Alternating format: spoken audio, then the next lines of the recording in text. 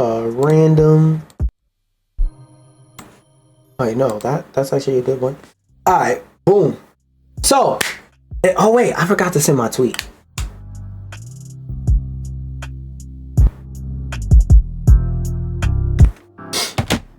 So, if you didn't have time to watch the Game Awards on December 11th, if you didn't have time to watch the Game Awards on December 12th, 2024, this year, or whenever you're seeing it, don't worry, I got you.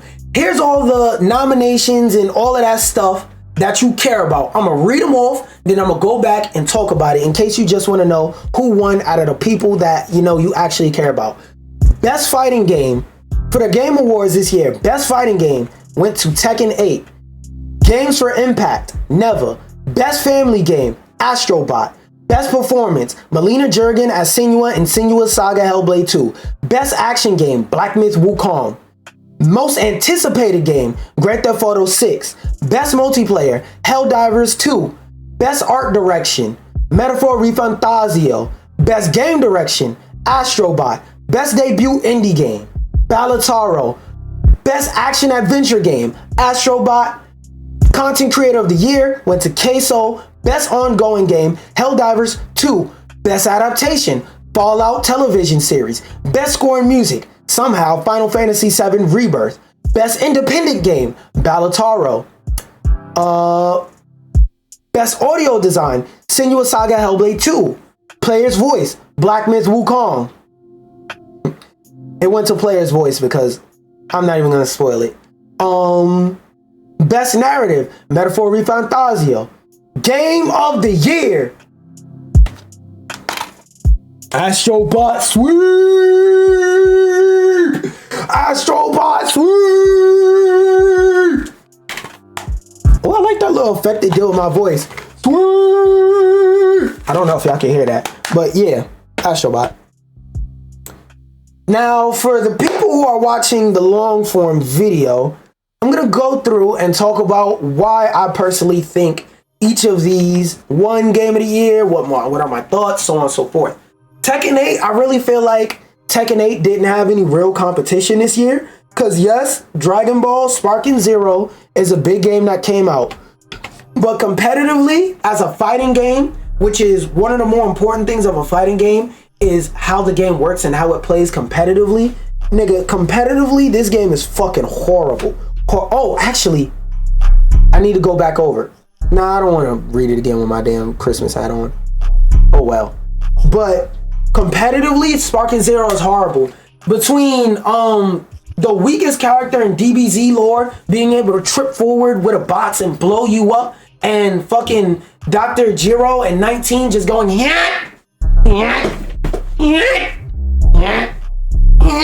infinitely, this shit did not have a chance at winning Game of the Year because it's unbalanced.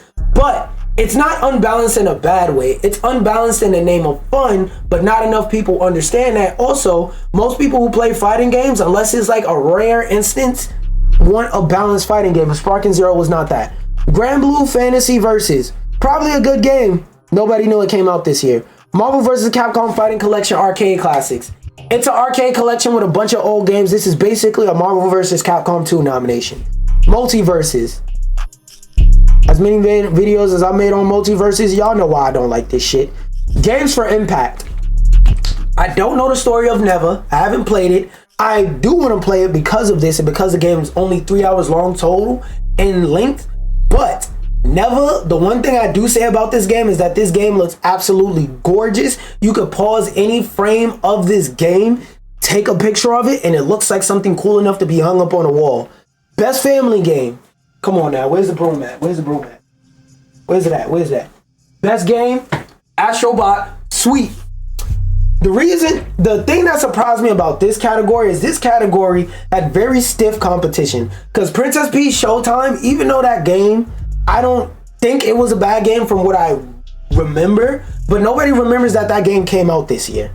Super Mario Party Jamboree, I'll say didn't win best family game because A, it's not Astrobot, and B, the thing I think about Super Mario Party Jamboree that it doesn't hold over Astrobot is that Astrobot and what I keep saying about why Astrobot is such a good thing is it's the revival of a lost art, that being platforming games in general, like hardcore platforming games and mascot platformers. And then on top of that, it's a mascot platformer for PlayStation. Like I said, to me, I feel like Astrobot deserves a lot more because it's a lost art. And another plus that Astrobot has is that since there aren't really any recent mascot platformers anybody can point to when it comes to Astrobot, it's like, yo, people who have kids who have been longtime hardcore gamers get to see that and get flashbacks to their childhood. Then they get to show their children what it was like to play games when they were younger, and then so on and so forth. Best performance. Senua Saga, that one's kind of self-explanatory. I don't really have shit to say about that one. Best action game, Black Myth Wukong. Again, Black Myth Wukong didn't have any real competition in my opinion besides Warhammer. Cause the only thing up here that is like hardcore and action game besides Wukong is Stellar Blade. And Stellar Blade I don't think stood a chance because to me, Stellar Blade's gameplay wasn't as fun as Wukong. Like all jokes and all like joking hate aside for Wukong, Stellar Blade's gameplay doesn't look fun. Wukong's gameplay looks like it's fun when it works. But that's the thing, you gotta get it to work. But a game that's fun when it's work, I'll take a game that's fun when it works over a game that's not fun and works. Because I like the peak potential of fun more than the maybe potential of fun. Warhammer, the reason why I say it's my personal pick, but why it probably lost to Wukong is just more popular. And it's a breath of fresh air coming from a Western studio, meaning that they're exploring games and stuff like that nobody else got to explore. Most anticipated game, pretty self-explanatory. We've been waiting over 10 years. Number one, we've been waiting over 10 years for Grand Theft Auto 6. Number two, people who don't play video games, the Call of Duty mad niggas included, people who don't really play video games know that Grand Theft Auto 6 is on the horizon. You can walk up to any random person on the street and say, are you looking forward to Grand Theft Auto 6? And they're gonna know what you're talking about. You walk up to a random person and say, are you looking forward to Ghost of Yotei? They're gonna be like, nigga, what the fuck did you just say to me? Nigga, did you just curse me out in Spanish or some ancient demon language? The fuck? Best multiplayer game. I'm not gonna lie. This was one of the most stiff categories this year because this category was stacked up with straight hardcore competitors that all had an equal chance of winning. Everybody in this category had an equal chance of winning. Call of Duty Black Ops 6 is the Call of Duty game that's getting people who haven't played Call of Duty for like 10 years, me included, to hop back on the game. Helldivers 2 came out early this year, was a humongous hit and kept that momentum strong and did nothing but keep the player base happy for majority of the year. There was a little period where they started nerfing shit and people got mad, but they brung it back with that buff season that they did a couple months ago. Super Mario Party Jamboree, it's another Mario Party game. Tekken 8, it's a multiplayer fighting game and it won fighting game of the year for a reason, so off that alone, it's automatically competition. And in Warhammer Space Marines 40K, Warhammer 40K Space Marines 2, I think this game deserves mention because it is a stiff competitor in the sense that like nobody expected it to be here. It's a dark horse. Best art direction. The reason why Metaphor won is because Metaphor, the same thing as I was saying about Never. You could pause any random thing, on any random frame in Metaphor and it looks beautiful.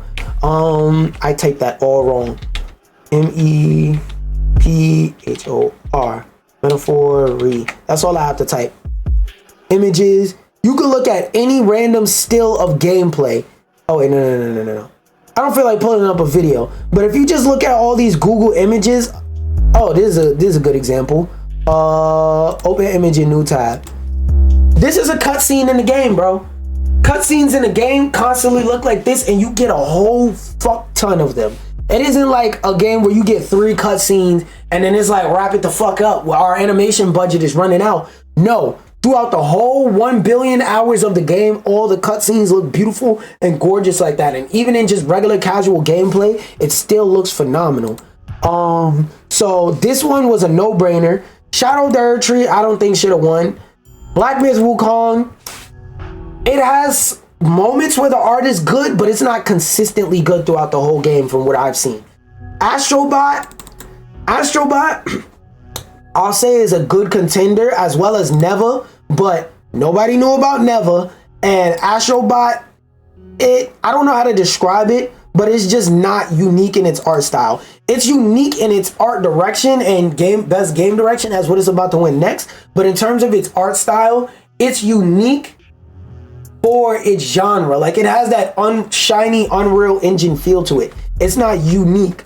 Versus on best game design, game direction, y'all could go watch my full Astrobot playthrough. Like I said, this game is fucking amazing. A lot of the stuff in this game, a lot of the things that happen in this game, like in terms of game design, will leave you sitting there like, yo, how in the world did they think to implement this in a level this kind of way, this type of way? Like, it'll just leave you blown away. Balotaro, I think, has a good game direction, but it's not unique enough to be outstanding to outclass anything here. Black Myth Wukong, Invisible Walls, and it took 3 months for them to add maps. Shadow of the Erdtree, Elden Ring, Dick Riders, y'all could fill in here. Y'all know why that DLC is great or whatever the fuck. Final Fantasy Rebirth was never gonna win because everybody I know who played that game complained, I like it, but I hate the minigames. Or if they don't hate the minigames, I hate how much they force you to play the minigames. Metaphor Refantasio, I haven't played it, but it's an Atlas game. The only thing I think that they messed up with their direction is making the game 1 billion hours long. Best debut indie game. Balotaro was nominated for Game of the Year. It was no question that they were going to be number 1. Number 2, the only other game on this list I can really say I've seen gameplay for, and I go out of my way to find gameplay on things. The only thing I can really say I've seen gameplay for that really interested me was the Plucky Squire. Animal Well, I love Donkey, love Big Head Mode Games, whatever the fuck the name of this studio is, but the shit looks like another boy in the forest with his floating talking shoe head ass game. 1 second, let me go get something. 1 second.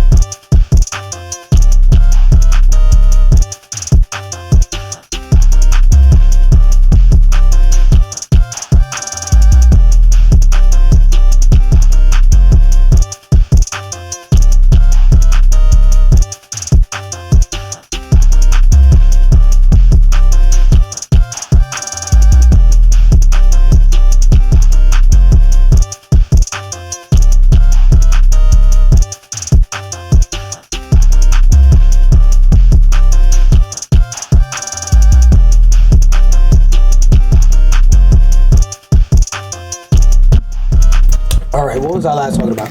Oh, best action adventure game. Now, well, I personally think Prince of Persia: The Lost Crown should have won best action adventure game. It going to Astrobot makes sense because that game is an action adventure type of game, but in terms of action, in terms of like beat 'em up, in terms of like action as in like beat 'em up combat type stuff, Astrobot is pretty weak in the combat department because most of the combat in Astrobot is boop, you die on the head type combat, versus Prince of Persia: The Lost Crown. It had a really intricate and deep fighting system that was able to satisfy you, and the way that it was implemented and the way that they taught you how to play with the system and how the system works throughout the game was really good. And the way they implemented the bosses, and they made it so that you would have to use you were supposed to use your new ability to beat whatever new boss you ran into in the story mode, like whatever was the latest boss you ran into. It's like, yo, that was a really good and really well implemented way of teaching you the combat system in the game and showing you how great it was. Content creator of the year, Queso. For best ongoing game, they have Helldivers 2. Kind of self-explanatory. They didn't really have any competition besides Fortnite, because Fortnite on top of the world, Fortnite transcends gaming. I don't have to speak too much about Fortnite. You know everything about Fortnite. They're always in December announcing 100,000 new modes. Fortnite transcends gaming. Destiny 2, while they did have one of the most rated DLC of the year, that's all they had. Diablo 4, Vessel of Hatred. That game has had a lot of problems. It got a lot of bumps and bruises, and I know a lot of people that played Diablo 4 at like the beginning of the year when it released that don't play it now, or that play it way less than if they really truly love that game. Final Fantasy 14, fuck that bill.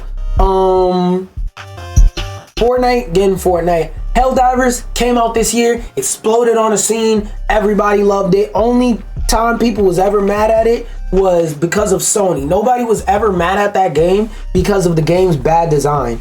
Besides when they started nerfing stuff, but they turned that around real quick and they explained their reason, and people was like, oh, we kind of get it. Best adaptation, Fallout television series. I always will drop bombs when mentioning the Fallout television series, because the Fallout TV series is not only a good TV show in general, it's also a love letter to the people who enjoy the Fallout lore in more than one way. I know there was a little bit of controversy about the Fallout New Vegas teaser at the end, and how they're gonna write around that because it could fuck with and canonize one of the endings in Fallout New Vegas, which, if you're not familiar with Fallout New Vegas, them canonizing one of the endings would fuck up that game entirely, because that game has some of the most diverse sets of endings of any Fallout game. And that's why if you ever talk to a Fallout fan, they're gonna go like a zombie before they say play Fallout New Vegas. Annoying ass Fallout fans. Arcane was the biggest contender in here this year, and I feel like, to me, for my personal taste, Tomb Raider: The Legend of Lara Croft was a dark horse. And I say that only because I only call it a dark horse because not a lot of people watched it. But another reason besides not a lot of people watched it is, if you watch it, you get a general feel for and sense of what the Lara Croft games are like, what the world building and the story of the games is like, but you don't get a sense of how the gameplay works in the game like you do with Fallout. Because if you watch Fallout and you play a Fallout game, you'll be like, I get it. This is literally a TV show version of the video game. And even if it's reverse, if you play Fallout and watch the TV show, there's a lot of things you'll notice in the TV show that are just like the gameplay in the games. Only thing this thing doesn't do, this Fallout TV show doesn't do like the game, is not work on day one. Best scoring music. Honestly, not gonna talk too much about this category because I don't know how the hell this shit won over Astrobot, Metaphor, and Stellar Blade. But hey, congrats for you. Clap it up, Final Fantasy niggas. You got something, because it damn sure wasn't gonna be Game of the Year. Best independent game. I'm assuming best indie game. This category, there was no competition. Animal Well, haven't played it, but Girl in the Forest has game. Balataro, it was nominated for Game of the Year. These other three games I never heard of till today, basically. Like Lorelli and the Laser Eyes, never heard of it. Never I heard of it, but I never had incentive to play it. UFO 50, I don't know why the fuck UFO 50 was here, honestly, because I played it today, like right before I started streaming the Game Awards. I downloaded it and played it today, and honestly, I don't know why that shit is here. That shit is not great, bruh. It serves its purpose. It really feeds its market as best as it possibly can, but outside of its market, that shit will hit with nobody. I feel like a good game can hit outside of its target demographic. Best mobile game, again, Baltaro was nominated for Game of the Year. There was no beating that. Best audio design, Senua's Saga Hellblade 2. The only thing I could experience about this fuck ass game called Hellblade 2 was the audio design and was the way that you can hear the voices whisper, whisper, whisper in both of your ears. So the one good thing about this game, the one thing I could experience was fucking amazing. Even like the way the game sounds when you hit people and the way the walking sounds and just the world in general sounds to immerse you in the world. Because I think a lot of people forget that when you're making a game, the sounds you put in your game to immerse somebody in the locale that they're at are very, very important. And this game got that right. They damn sure didn't get the optimization right, but they surely did get the sound design right. Player's voice, Black Myth Wukong. This one quite literally is just a popularity contest. I will say though, there was a lot of controversy about Wuthering Waves, Zenless Zone Zero, and Genshin Impact being up here because they were essentially bribing players, but I don't think that was an unfair game, number one. Number two, Zenless Zone Zero genuinely deserved to be up here, being a new game that came out this year and was fucking fire, and was crossplay, and was cross progression. Best narrative, Metaphor Sweep. That game is like 100 million hours long. There's no stone that should be left unturned if your game is over 50 hours. A game that's a little 20 hours, 10 hours, 40, 50 hours, if you have bad writing, maybe there's a stone left unturned. Atlas game, it's an Atlas game, number one. It's an Atlas game, number two, that has 100 hours of story. Of course, the story is going to be great and well fleshed out. And for the game of the year, Astrobot. I should have brought an Astrobot t-shirt yesterday because the price of Astrobot merch is about to fucking skyrocket. And like, you know what? Astrobot winning Game of the Year. You know what the best thing I think is going to come out of it? Before I start talking about what the strengths and weaknesses of these other games are and why they didn't win. Oh, I do have to read the shit over because I didn't read the announcement. All right. Astrobot,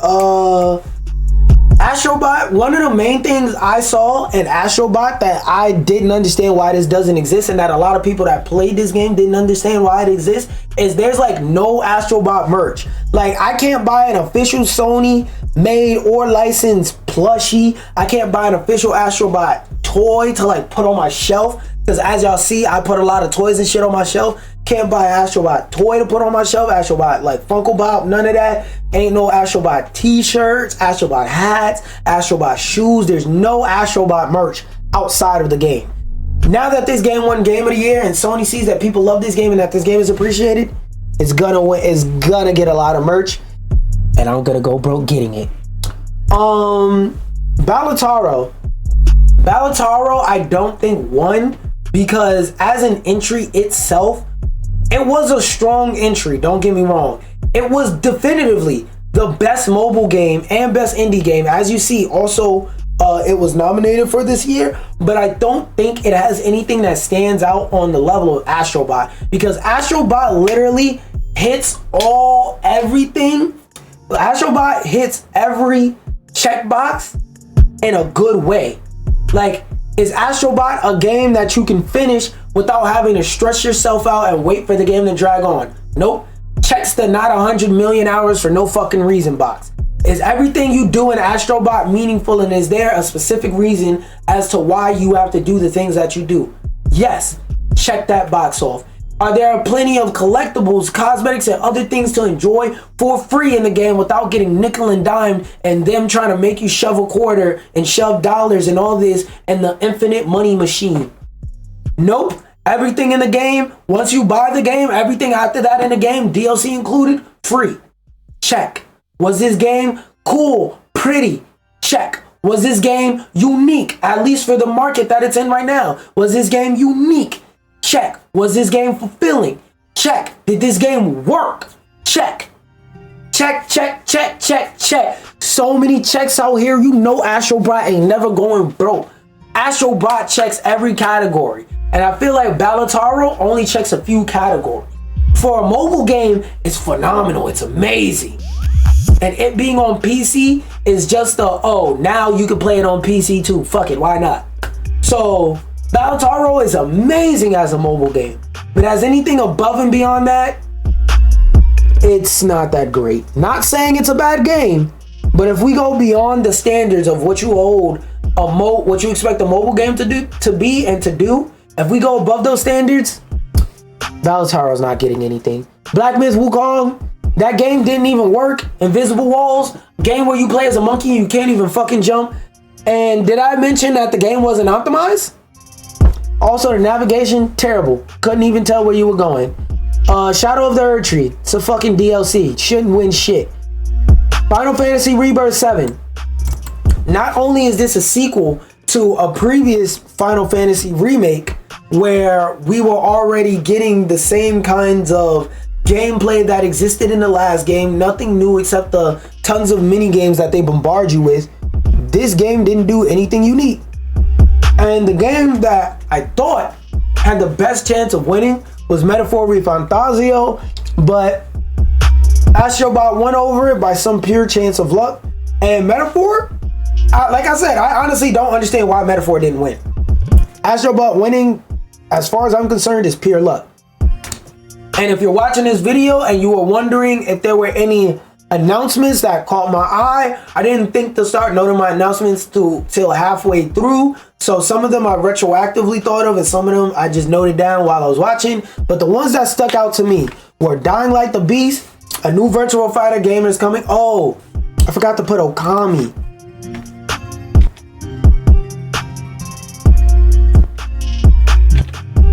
There's a new Dying Light game on the horizon, Dying Light the Beast, a new Virtual Fighter game, Stage Fright. Wait, what was Stage Fright?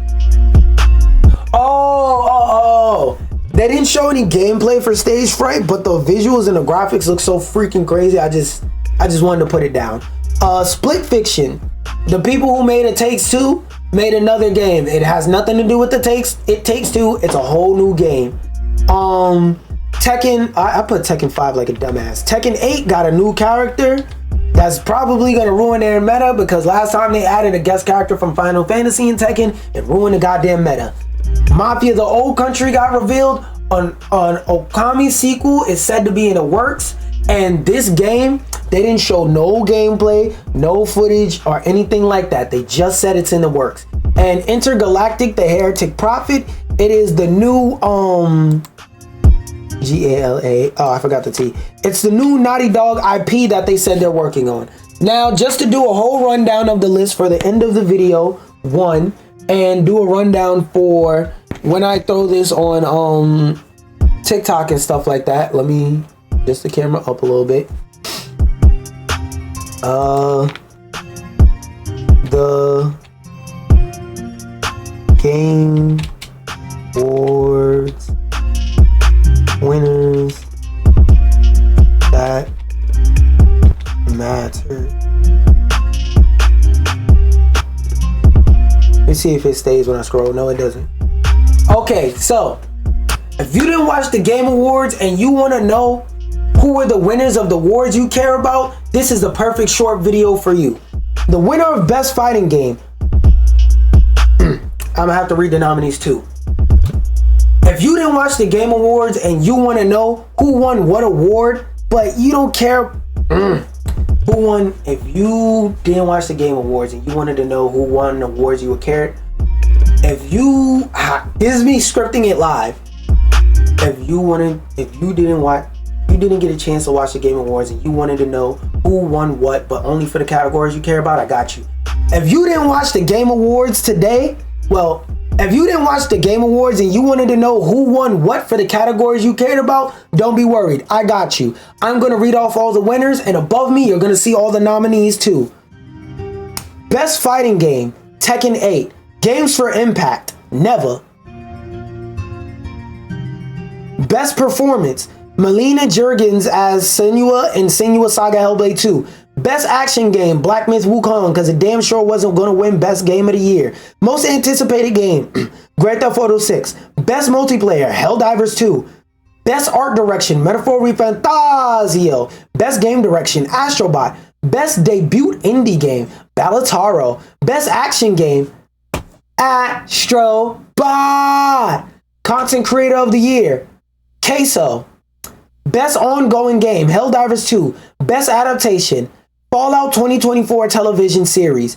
Best score in music, Final Fantasy VII Rebirth, somehow. Best independent game, Ballotaro. Best mobile game, Ballotaro. Best audio design, Senua Saga Hellblade 2. Player's voice, Black Myth Wukong. Best narrative, Metaphor Fantasio.